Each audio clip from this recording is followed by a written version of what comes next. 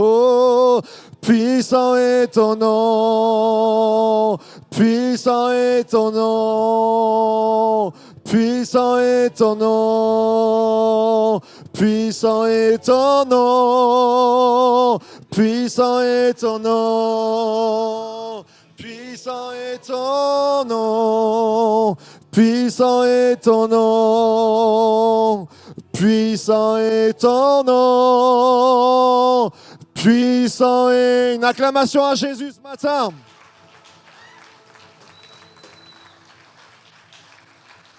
Alléluia, alléluia, comme un cri de guerre, alléluia. Amen. Vous pouvez prendre place ce matin.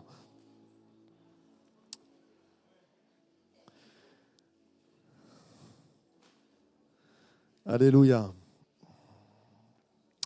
Une armée s'est levée depuis ce mois de septembre et je suis très heureux qu'elle s'est levée dans la prière, qu'elle s'est levée sur des actions, les actions sociales, et on va continuer.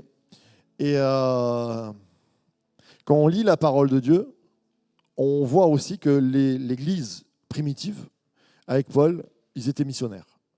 Et même, quelquefois, ils faisaient des offrandes, ils commençaient à préparer de l'argent pour pouvoir bénir. Et nous, on veut préparer l'avenir. On veut préparer l'avenir, bien sûr, pour les temps. Les temps sont mauvais et un jour, peut-être qu'en France, on passera par des temps mauvais. On prépare nos cœurs dans la prière, on prépare notre administration aussi. Mais on veut aussi bénir au loin. Il y a des frères et sœurs qui n'ont pas d'église. Il y a des frères et sœurs qui ont soif. Il y a des populations qui n'ont pas encore entendu parler de Jésus. Et même si on n'a pas de missionnaires, on en aura un jour, au sein de l'Église missionnaire à l'étranger, on veut s'allier avec, je ne vais pas faire enfler les chevilles, mais avec les meilleurs. On veut s'allier avec ceux qui ont des projets qui donnent la vie. On s'appelle Source de Vie. Et bien sûr, alléluia, c'est bien les universités théologiques qui peuvent se monter dans différents pays, mais des fois, aujourd'hui, il y a des œuvres missionnaires. On travaille, on donne de l'argent pour qu'il y ait des universités théologiques dans des pays, alors que nous, on n'en a pas. Je me dis, ouais, c'est pas que je suis jaloux. Je dis, mais il y a des vrais pays où ils n'ont pas à manger, ils n'ont pas l'évangile, où il n'y a pas d'église. Et Aleph Ento s'est levé pour ces peuples. Aleph Ento, c'est la vision de dire... On va aux extrémités de la terre pour ceux qui n'ont pas encore entendu parler de Jésus, pour ceux qui n'ont pas la possibilité d'avoir une église, pour ceux qui n'ont pas même à manger. Et Aleph Ento, c'est juste c'est pas qu'une vague de fraîcheur, c'est une vague intelligente. Parce que je crois que Dieu renouvelle l'intelligence. Et ils ont fait des pulls et ça a marché. Et maintenant, dans toutes les églises de France, il y a des pulls Aleph Ento. Et quand tu achètes un pull Aleph Ento, c'est pas pour que Dylan, il a des beaux cheveux. Je suis jaloux, je sais. Mais c'est pas pour la gomina les gels de mon cher Dylan, mais c'est pour la mission. Et je suis vraiment honoré d'avoir ce jeune homme qui est parmi nous, qui est un homme maintenant, quel âge tu as ? 28 ans, et c'est un homme, et qui s'est levé et qui a dit, on ne peut pas rester à juste dire, ah c'est triste, mais on peut se bouger et faire des actions puissantes, pas des gouttes d'eau. Souvent je dis, ouais, la goutte d'eau elle compte, mais c'est vrai que des fois elle s'évapore. Là, ce n'est pas une goutte d'eau, il y a une grande chose qui se prépare. Et j'aimerais que de tout notre cœur, on puisse soutenir cette œuvre. On s'est mis en alliance avec eux et on veut les soutenir pendant le temps que là, on va faire une opération ensemble. Et puis, il y aura d'autres voyages qui vont se former. On croit que le Seigneur va ouvrir des horizons. On croit qu'il va y avoir aussi des appels missionnaires chez nous, que ce soit les anciens, que ce soit les jeunes. Il va y avoir des appels dans nos cœurs. Et j'aimerais pas faire un applaudissement juste parce qu'on est content, mais faire un applaudissement pour l'avenir, pour faire résonner un cri de guerre. Et on va le faire avec le Alléluia et on va applaudir tout notre cœur. J'aimerais même qu'on puisse se lever pour dire oui, sur cette terre, l'évangile, la bonne nouvelle, l'espérance va être amenée et on va y participer. Alors vous êtes prêts ? Alléluia ! Alléluia ! On peut applaudir le Seigneur de tout notre cœur. Dylan, c'est à toi.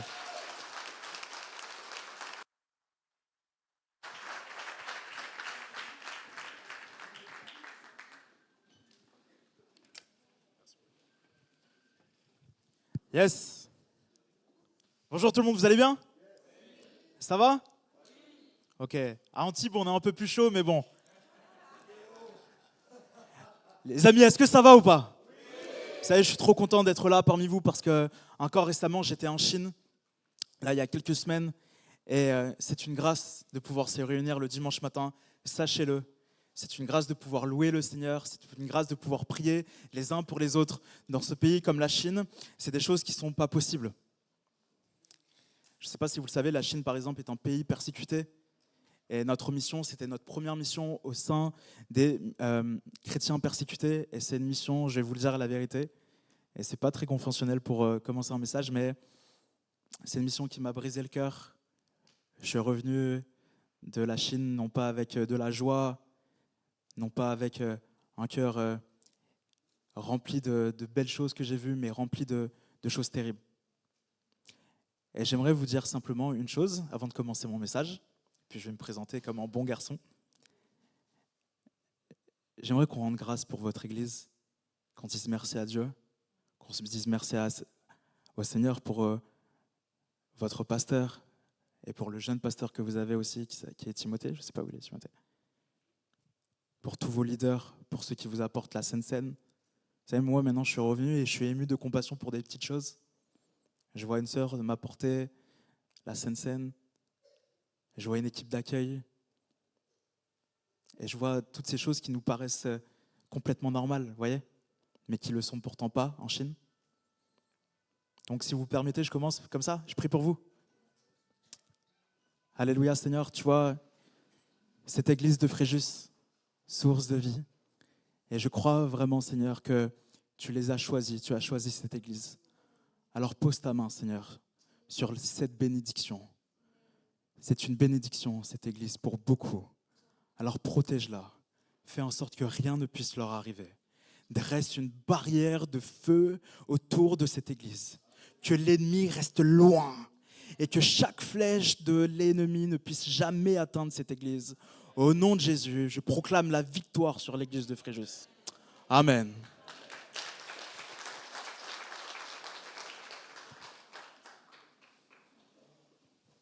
Amen. Voilà, je m'appelle Dylan Gorochern.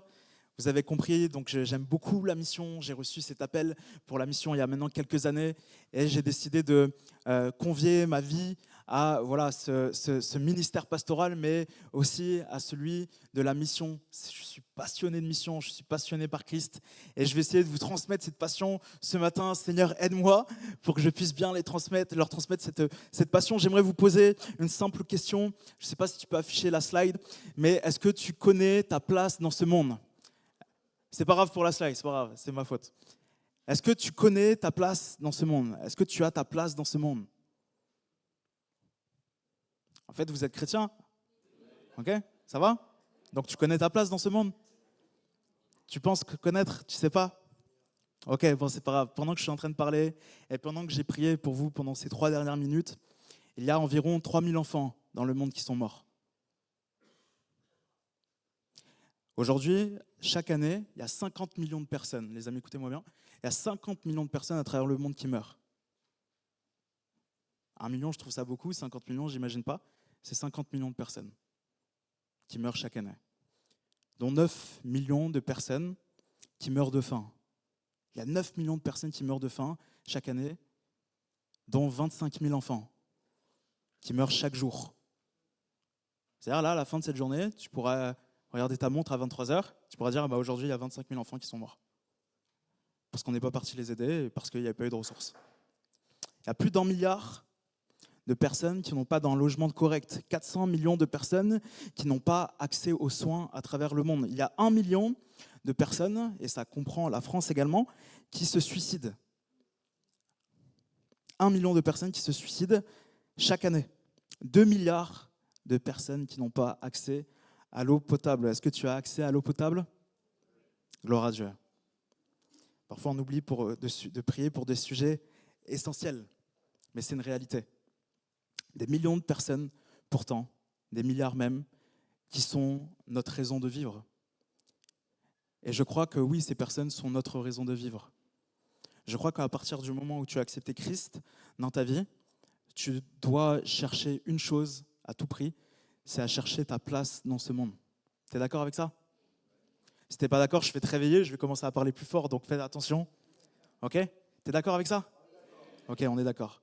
Alors, je te pose une question, ok? Et tu as le droit, parce que je suis très gentil aujourd'hui et je suis de bonne humeur, tu as le droit de demander la réponse à un de tes voisins. Tu as le droit d'ouvrir un débat en pleine prédication. Tu as le droit, ok? Non, mais je te parle sérieusement. Tu as le droit, si tu as un doute, tu as le droit, ok? Je te pose cette question. Est-ce que tu préfères, en entendant tous ces chiffres que je viens de te donner, ok? Tu te rappelles? Combien de personnes meurent chaque année? 50 millions, ok. Est-ce que tu préfères, c'est une vraie question les amis, hein? Est-ce que tu préfères être à leur place et attendre qu'on vienne te sauver? Ou est-ce que tu préfères être à ta place, mais par contre tu dois aller les sauver? Vous avez 20 secondes, parce qu'après je dois avancer quand même. Mais réfléchissez, non mais vraiment, ce que j'attends de vous, ce n'est pas une réponse toute faite, c'est une réponse réfléchie et c'est une réponse de votre cœur. Je vous repose la question, est-ce que tu préfères être à leur place, être à la place de ces Africains, des gens qui n'ont pas à manger, de ce papa aujourd'hui qui va voir sa fille mourir? C'est la réalité, ok? Est-ce que tu préfères être à leur place et attendre des chrétiens du monde entier qui viennent te sauver, ou est-ce que tu préfères être à ta place, toi qui habites cette belle ville de Fréjus, mais te dire, ok, je vais y aller, c'est moi, je vais aller les sauver, je vais aller les sauver, au nom de Jésus. Amen. Amen. Malheureusement, en fait, il y a une troisième réponse, et je prêche dessus ce matin. Cette troisième réponse, c'est pas non, Dylan, je veux prendre leur place. Ça, c'est la première réponse. La deuxième réponse, c'est ok, on va les sauver. La troisième réponse, c'est je préfère être à ma place, Dylan, et ne rien faire. Je préfère être à ma place. T'es stylé avec tes cheveux, t'es stylé avec ta veste, etc. Marc, il t'aime bien visiblement. Mais en fait, moi, je vais rester à ma place. J'ai passé l'âge où moi, j'ai pas confiance en moi, où non, moi, Dieu ne m'a pas choisi, où en fait, moi, j'ai pas le temps de penser à ça parce que si tu savais ce qui se passe dans ma famille, en fait, voilà, gère ta mission tranquille. On va te donner 10 € à la fin, on sera content. Okay, on va t'acheter un pull à la fin pour soutenir la mission, mais c'est génial. Et voilà, sois béni, mon frère.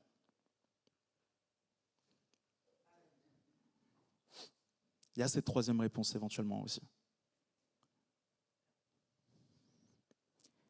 Jean 3,16, vous connaissez, hein? En effet, Dieu a tant aimé, on s'arrête juste là. Dieu a tant aimé.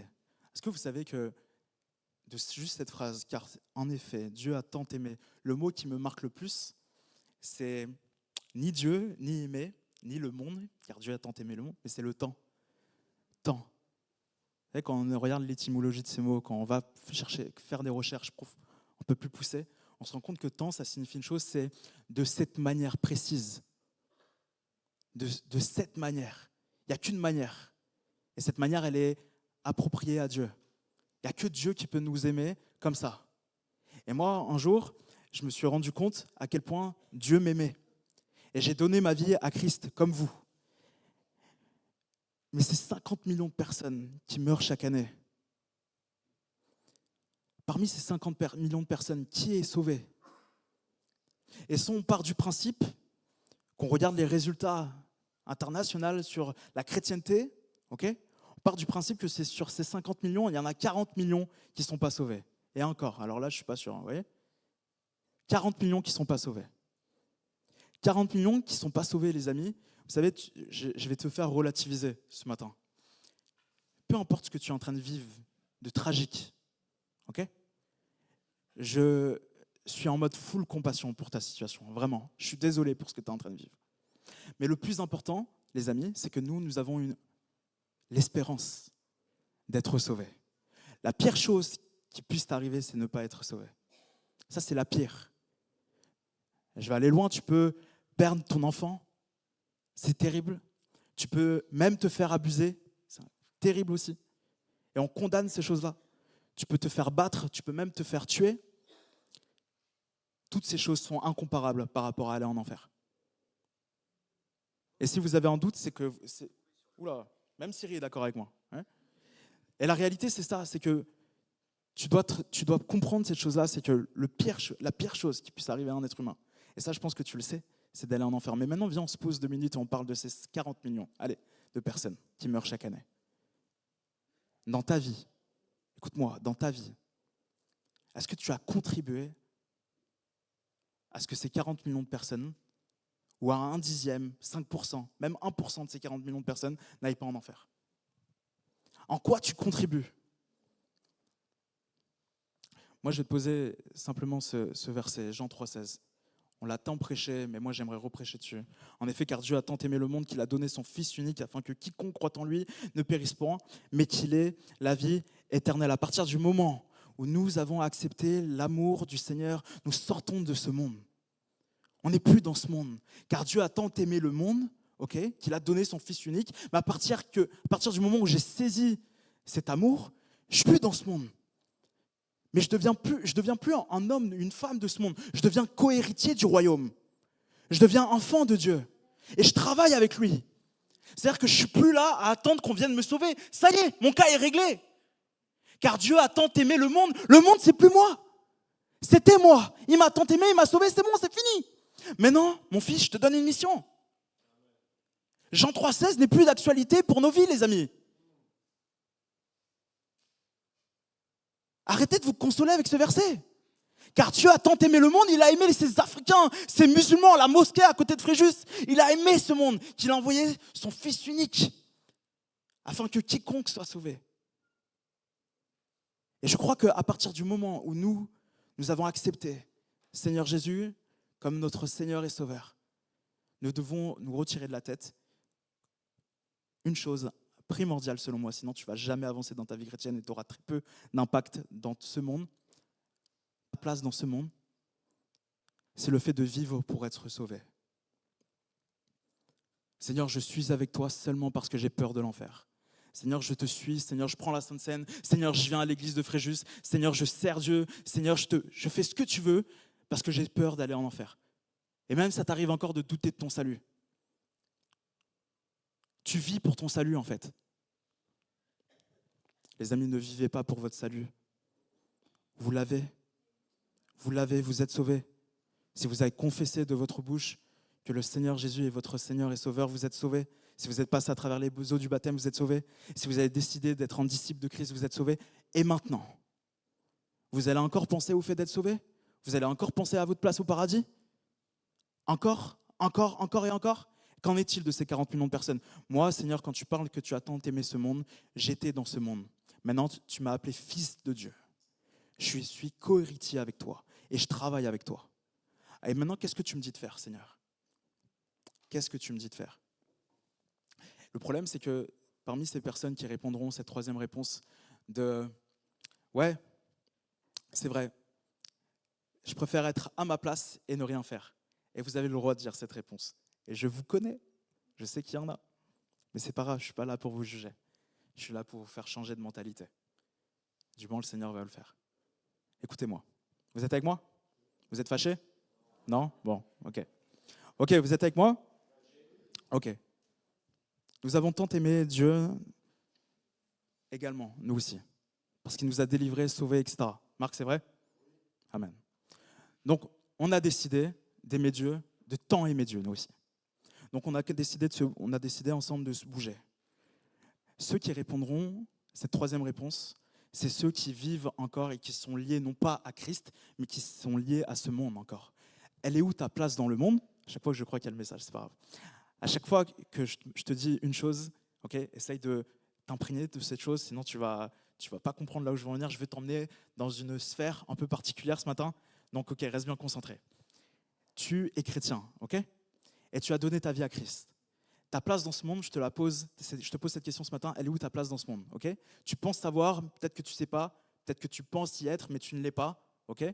Moi, je vais te dire la réalité. Si tu me donnes ces troisième réponses, si ton cœur te dit la réalité, disons-le, c'est que je préfère rester à ma place parce que j'ai un crédit à payer.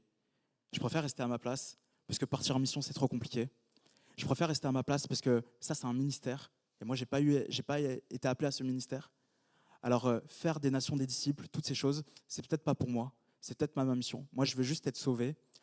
Même certains peuvent se dire, l'heure approche, peut-être que dans quelques années, je meurs. Alors, ça va. Moi, je veux juste être dans tes bras, Seigneur, quand je partirai. Laisse-moi te dire que tu fais erreur. Pourquoi? Parce que tu es trop lié à une chose.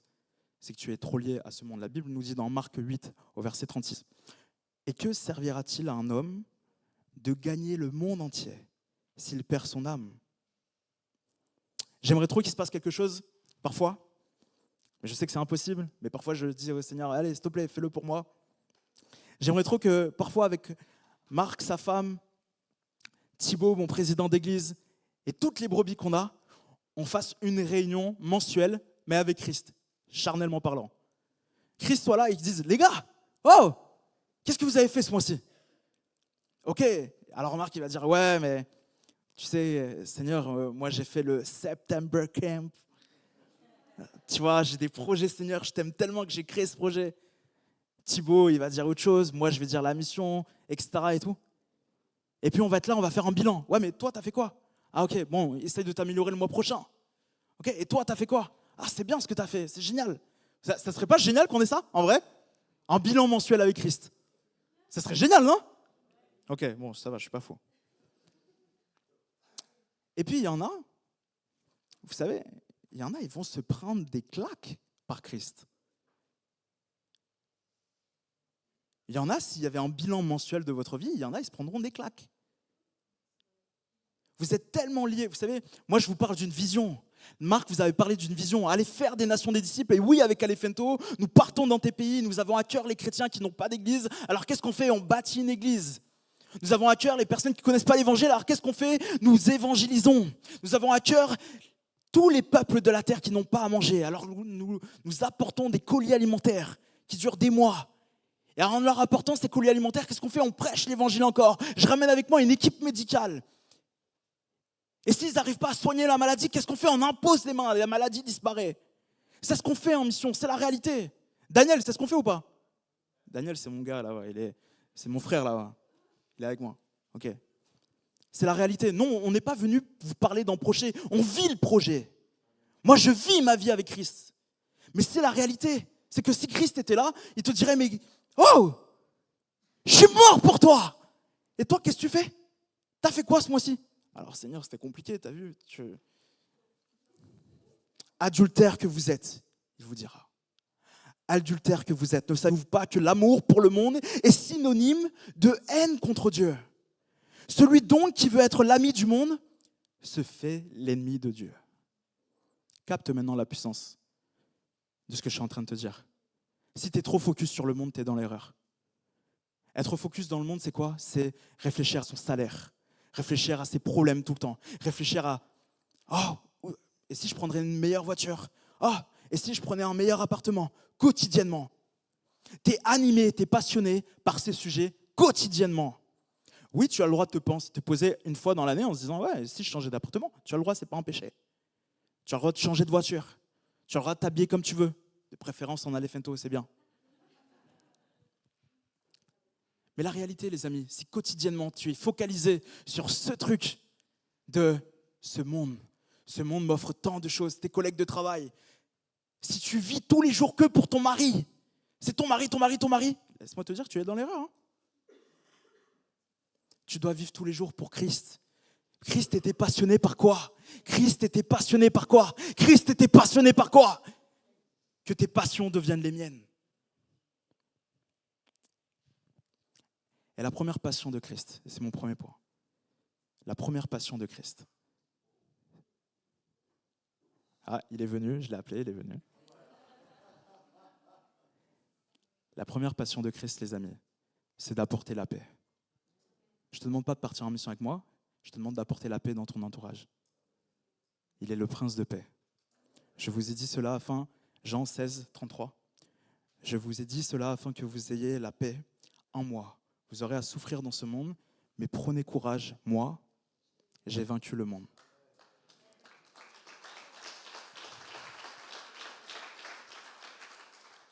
Remets-toi en question ce matin. Ouais, Christ est fan de ce que je suis en train de te dire. Seigneur, je t'aime moi aussi, vraiment.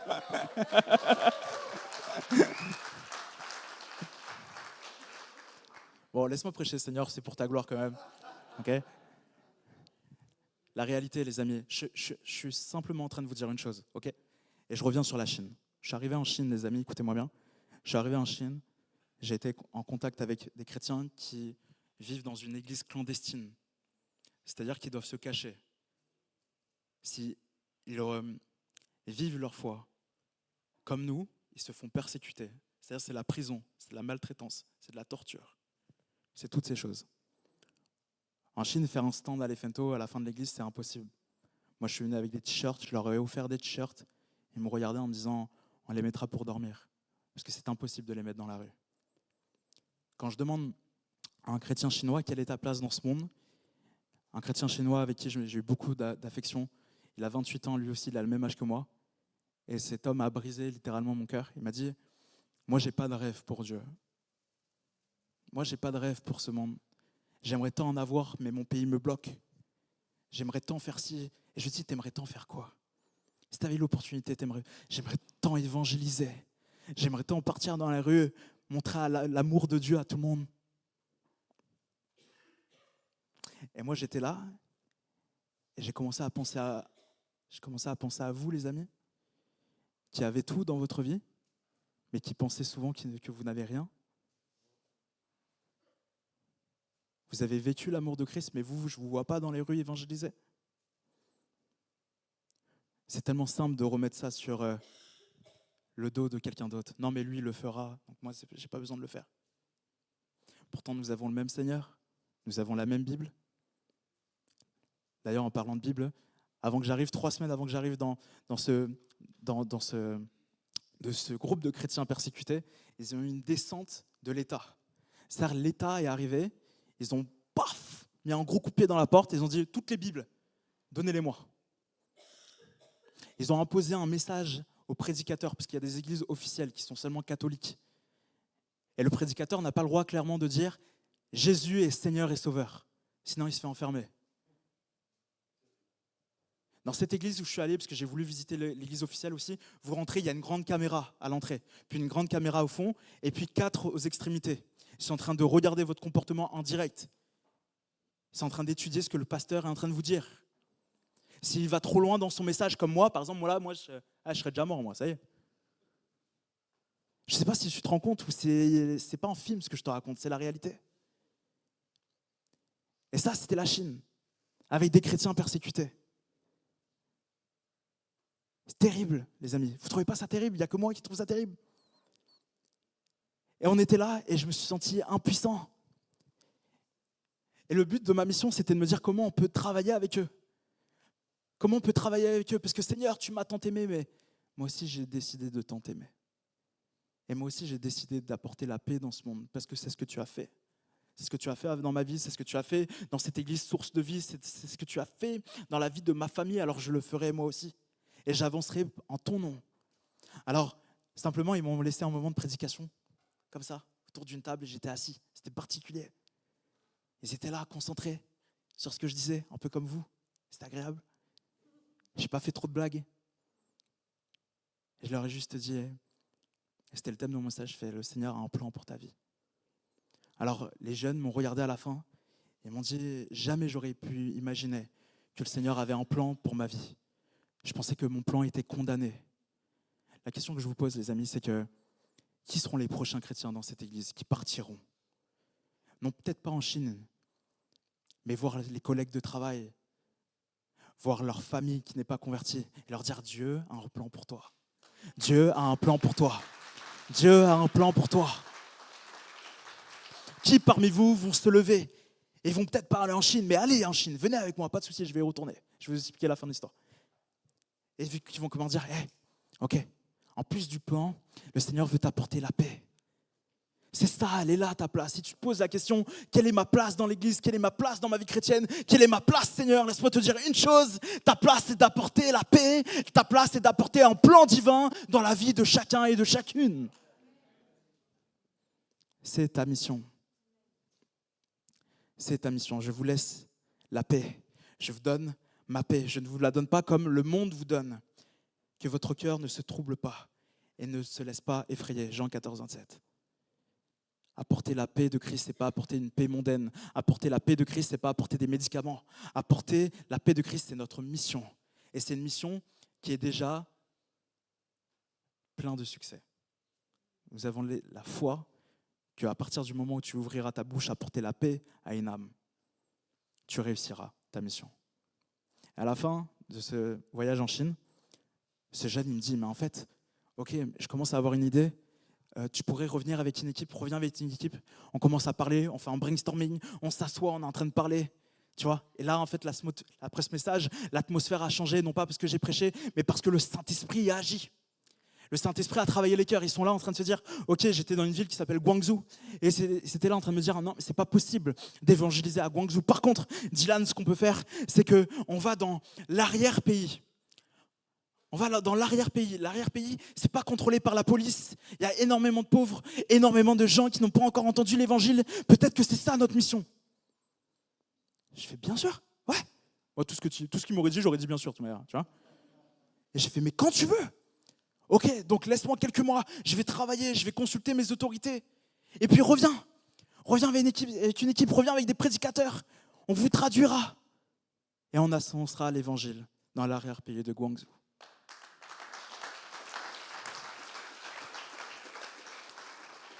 Les amis, le point où je veux en venir, c'est que même des Chinois qui sont persécutés, ils le font. Même des Chinois qui ont peur. Ce gars-là, je lui dis, ok, là on a parlé de Dieu, moi je veux qu'on parle de toi. Quand tu te lèves le matin, qu'est-ce que tu ressens? Qu'est-ce que tu vis? C'est quoi tes projets dans la vie? Il me dit, moi je me lève le matin, j'ai une boule au ventre. Que j'aille dans l'église clandestine ou que j'aille dans l'église officielle, j'ai un nœud dans le ventre. Je me sens pas bien. Moi, quand je me lève, les amis, et je vais à l'église d'Antibes prêcher, je me sens heureux, je me sens rempli de joie. Je le comprends pas, ce frère. Comment on peut aller à l'église, être rempli d'angoisse? Pourtant, c'est son quotidien, mais c'est pas le nôtre. Laisse-moi te dire, tu préfères prendre sa place et attendre qu'on vienne te sauver, ou est-ce que tu préfères être à ta place et aller les sauver? Réponds-moi maintenant. Il faut que les choses changent dans notre pays. On est trop timide, on est trop peureux, pas assez courageux. On est des troussards, des frouillards, on est ce que vous voulez. Ils sont où les héros de la foi dans l'église de Fréjus? Ils sont eux ceux qui ont décidé de se dire, non mais maintenant, c'est mon tour. Laisse-moi te dire que l'heure n'est pas encore passée. À partir du moment où tu as le souffle de vie, que tu as les oreilles pour entendre ce que je te dis, tu as encore les capacités d'impacter ce monde. Avoir sa place dans ce monde, c'est quoi? C'est impacter ce monde. Comme Jésus a impacté notre vie. Maintenant, réveille-toi. Tu dois être passionné par ce que je te dis. Parce que ce que je te dis vient de la parole de Dieu. Et la parole de Dieu est Dieu. Tu dois être passionné par Christ. Tu dois vivre pour ses intérêts. Les amis, on sera tous là à la fin, devant notre Seigneur. Le jeu sera fini. Et on rencontrera, vous savez quoi? Je vais vous le dire. On rencontrera nos frères persécutés chinois dans le ciel. Et rendront peut-être témoignage de leur vie. Je pense qu'on a toute l'éternité pour rendre témoignage les uns aux autres. Et j'ai pas envie qu'il y en a qui disent on a attendu de l'aide toute notre vie. Mais heureusement que Seigneur, t'étais là. Non, moi je suis pas d'accord. Moi je refuse. Moi c'est pas ma vie, c'est pas ma vision. C'est pas ma vie, c'est pas ma vision. Seigneur, on t'a attendu, mais Seigneur, s'ils attendent vraiment le Seigneur nous envoie nous. Ça y est, ça a été un voyage pour moi troublant, vous savez. Mais j'ai tellement reçu de ce voyage. J'ai tellement grandi à travers ce voyage. À un moment, on est là, on est en train de parler autour d'une table. Je vois 4, 5, 6 téléphones en train de se vibrer en même temps. Ils regardent leur téléphone, ils se regardent entre eux, ils me regardent moi et ils me parlent chinois. Ils avaient oublié que je ne parlais pas chinois. Et je me dis, wow, qu'est-ce qui est en train de se passer? Et là, ils me disent, sors, viens avec nous. Et je fais, oh, qu'est-ce qui est en train de se passer? Mon cœur, il commence à battre super fort. Je me dis, c'est quoi? C'est une dinguerie ce qui est en train de se passer. En film Netflix, il y a une camionnette qui s'arrête devant les locaux de où on était. Une camionnette noire en plus. Je me dis, mais attends, c'est quoi? C'est un guet-apens là. Et le gars descend de la camionnette, il ouvre les portes arrière de la camionnette et il balance des cartons comme ça et on fait la chaîne. Il me dit, porte-les, les cartons sont lourds, très lourds. Et là, je ne sais même pas ce que je suis en train de porter. Et les gars, je vois, ils sont trop contents. On ouvre les cartons, c'est des Bibles. Ils prennent une Bible, ils la cachent. Ils m'en donnent une. Et je suis là et en fait, je me dis, wow, je suis dans un autre monde là en fait. Il y en a, vous venez même pas avec vos Bibles à l'église. Il y en a, vous l'ouvrez même pas à la maison. Mais dans quel monde je vis, Seigneur? Pourquoi tant de différences, tu vois? Et puis j'ai compris une chose. c'est que je ne pourrais pas comprendre toutes choses, les amis, mais je pourrais en tout cas faire ma part. Le but de votre vie, ce n'est pas de comprendre toutes choses, mais c'est de faire votre part. Et la Bible nous dit dans 1 Jean, 1 Jean 5, à partir du verset 5, la Bible nous dit « Qui est victorieux du monde ?» Et peut-être c'est une réponse pour toi. Toi qui aurais donné cette troisième réponse en disant « Non, je vais rester à ma place et je vais rien faire parce que c'est trop compliqué. » La Bible te répond en te disant « Qui est victorieux du monde finalement ?» N'est-ce pas celui qui croit que Jésus est le Fils de Dieu? Laisse-moi te dire que si tu crois maintenant, il va falloir te positionner. Parce que nous sommes la lumière du monde. Et nous ne sommes pas appelés à rester sous une table, mais nous sommes appelés à briller.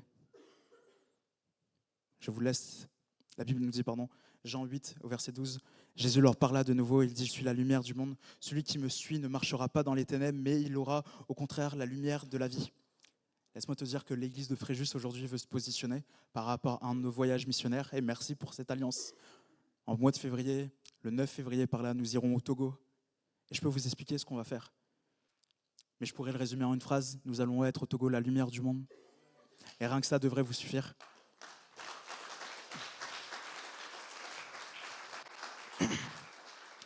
Au Togo, c'est deux situations extrêmement compliquées. C'est 400 000 personnes par année qui meurent de famine. 400 000. Je ne sais pas si vous vous rendez compte. Et c'est un peuple qui a été, les Togolais du Nord ont été persécutés, non pas par l'État cette fois-ci, mais par des djihadistes, par les islamistes.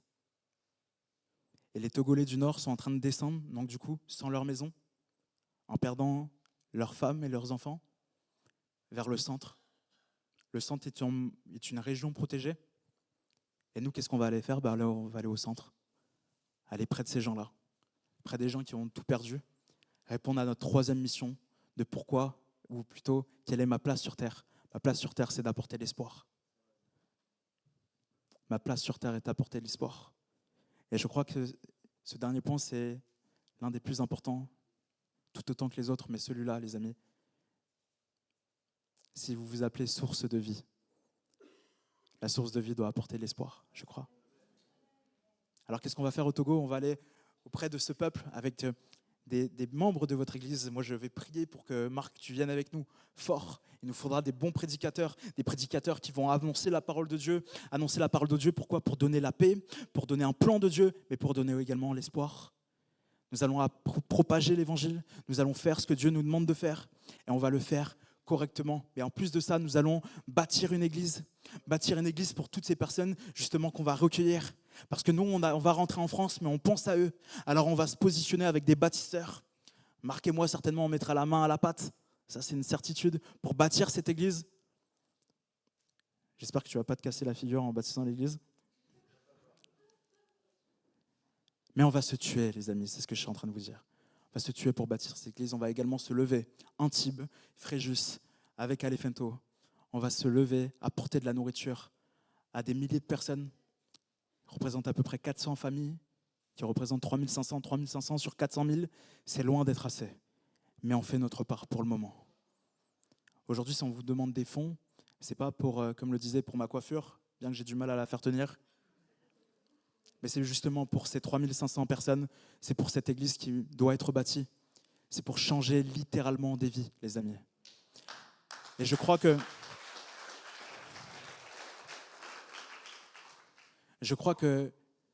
c'est la mission de chacun de répondre maintenant à cette mission. Qu'est-ce qu'on va faire aussi? Je termine dessus. On va terminer, je ne sais pas si le pianiste peut revenir. On va prier ensemble.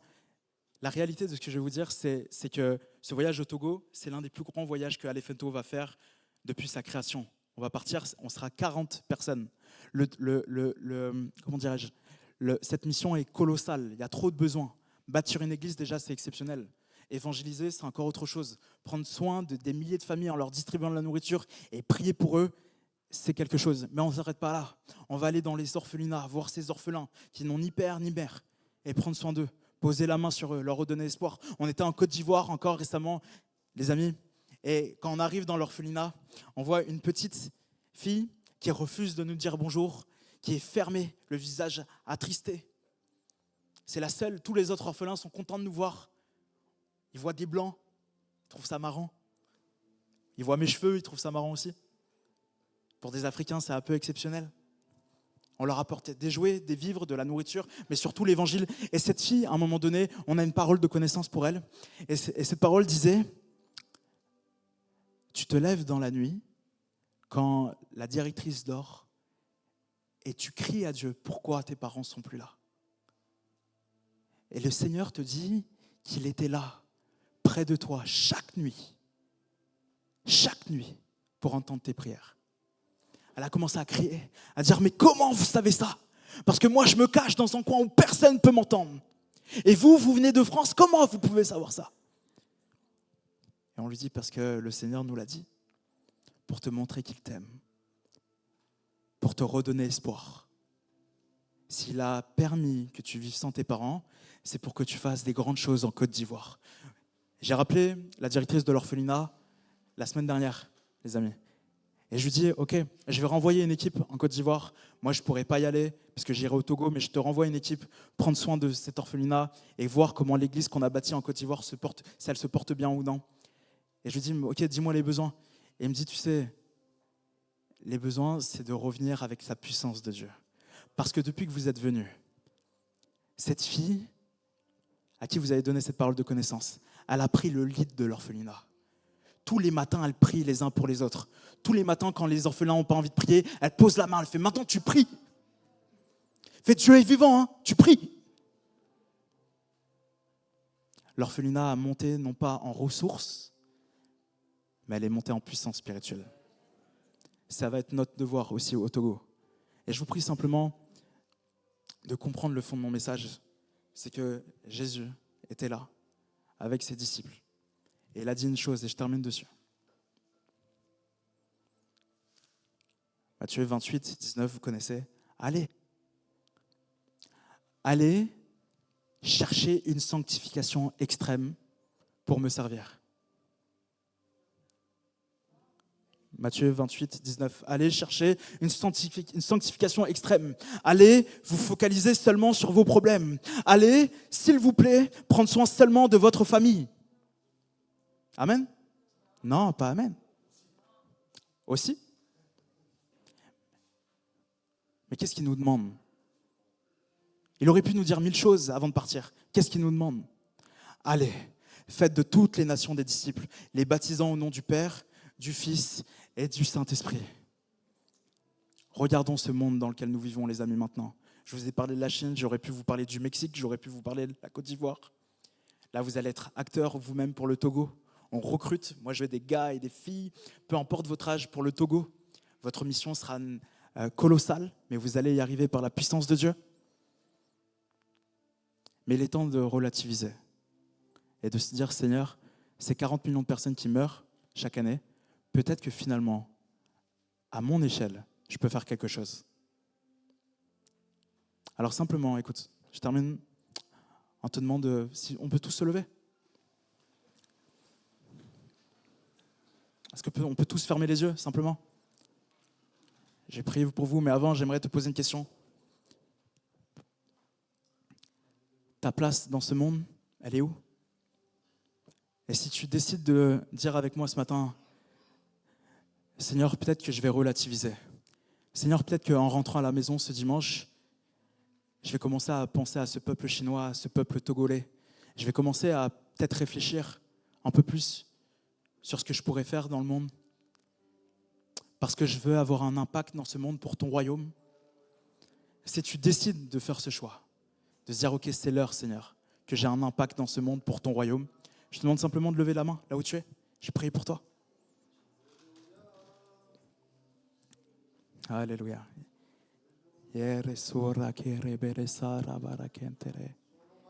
Alléluia. Toi qui lèves la main maintenant, je vais te demander de prier et de dire, ouais Seigneur, je vais avancer pour toi maintenant. Ouais Seigneur, je prends ma place dans ce monde pour toi. Seigneur, je vais me lever pour toi. Seigneur, je vais décider de, oui, peut-être partir en mission, peut-être de soutenir la mission, peut-être surtout de prier pour la mission. J'irai à travers la ville de Fréjus, j'irai à travers le monde, mais je vais me bouger. Je refuse que ton peuple meure encore comme ça. Je décide de propager la vie, la paix, l'amour, la joie à travers ces vies. Alors je lève ma main et j'irai. Est-ce que je peux entendre le peuple de Dieu crier, prier, parle en langue. Commence à lever ta voix. Seigneur, je te loue, je te bénis maintenant. Parce que je sais que tu es dans ce lieu. Je sais que tu es là, Seigneur, parmi nous. Et je te demande simplement, Seigneur, de faire répandre, Seigneur, ton esprit. De répandre ton esprit dans le cœur de chacun. Pour que tu puisses motiver, déclencher des appels. Pour que tu puisses, Seigneur, réveiller nos âmes, Seigneur mon Dieu. Qu'on puisse, oui, aller faire des nations, des disciples. Qu'on puisse, oui, les baptiser. Qu'on puisse, oui, se voir dans l'éternité. Et se dire, oui, toi, je te connais, je t'ai vu en Côte d'Ivoire. Oui, toi, je te connais, je t'ai vu au Togo. Oui, toi, je te connais, je t'ai vu en Chine. Je te connais, je t'ai vu à Fréjus. Je veux y aller, Seigneur. Je veux y aller, Seigneur. Et Seigneur, je ne veux pas me conforter et me rassurer, Seigneur, en me disant que je ne suis pas à la hauteur, en disant que les autres le feront, en disant, Seigneur, que moi, je ne suis pas choisi, je ne suis pas ci, je ne suis pas ça. Non, Seigneur, tu m'as dit, allez à moi aussi. Alors, je décide d'y aller. Et je décide d'y aller. Car de ma vie, Seigneur, dépend une multitude d'autres vies. Au nom de Jésus. Fais cette prière avec moi. Seigneur de ma vie, dis-le avec moi, Seigneur de ma vie, dépend une multitude d'autres vies. Je crois, Seigneur, que de la vie des membres de cette Église dépendent une multitude d'autres vies à travers le monde. Alors que l'Église source de vie porte bien son nom, honore ce nom, et qu'il soit une source de vie pour le monde entier. Au nom de Jésus. Amen.